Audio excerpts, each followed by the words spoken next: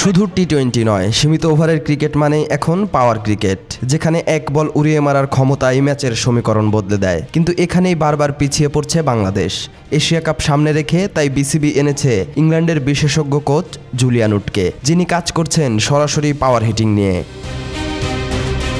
প্রথমে স্থানীয় কোচ আর নারী ক্রিকেটারদের সঙ্গে কাজ করেছেন উড। এরপর জাতীয় দলের ক্রিকেটারদের সঙ্গে শুরু হয়েছে অনুশীলন। ঢাকায় 3 দিনব্যাপী ট্রেনিং শেষে সিলেটে বসবে মূল স্কিল ক্যাম্প।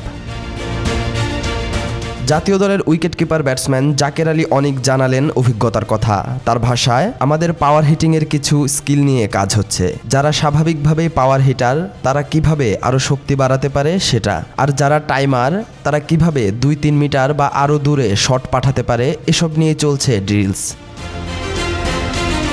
তবে বৈপ্লবিক পরিবর্তনের কোনো সুযোগ নেই। মাত্র 28 দিনের চুক্তিতে এসেছেন উড। আগামী 3 সেপ্টেম্বরে ফিরে যাবেন ইংল্যান্ডে। তাই ঢাকায় করা মৌলিক কাজগুলোই চলবে সিলেট ক্যাম্পে।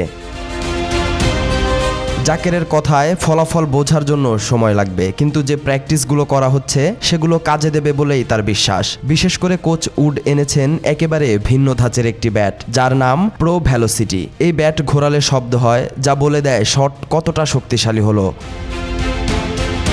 জাকের আলী হাস্যরসের ছলে বলেন, শট মারার সময় নির্দিষ্ট সাউন্ড শুনতে পারলে ভালো লাগে, যদিও এর জন্য প্রচুর শক্তি দিতে হয়। তবে খেলার ধরন পাল্টানোর চেষ্টা নয়, বরং টাইমিং বজায় রেখেই কিভাবে শট আরও দূরে পাঠানো যায় সেই অনুশীলন চলছে। পাওয়ার হিটার হিসেবে পরিচিত এই ব্যাটার জানালেন, ধারাবাহিকভাবে কাজ করলে উপকার মিলবে, আর অভিজ্ঞতাও তার কাছে বেশ ইতিবাচক।